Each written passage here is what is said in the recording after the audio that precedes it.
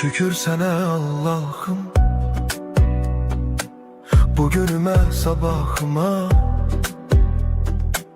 Yüreğimde bir ümit var, sen bakırsan halımıza.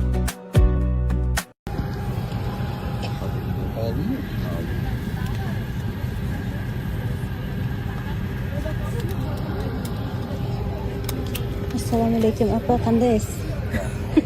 Zo'r to'ydamidi? Foiz olgan lo'ppida. Bu mana xolamni qizi bo'ladi.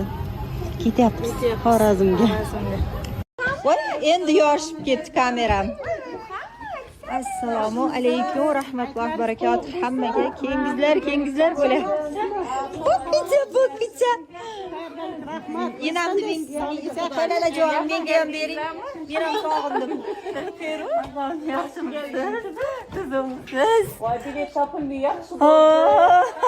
Vaqtliroq keldik. Siz yaxshi keldinglar. Ana yetib keldik. Esongina, omongina. Gifchi akam. Anaqasiga sifatida yurma. Ha, necha? Voy jonim, shu bolacha, shu jonim bola.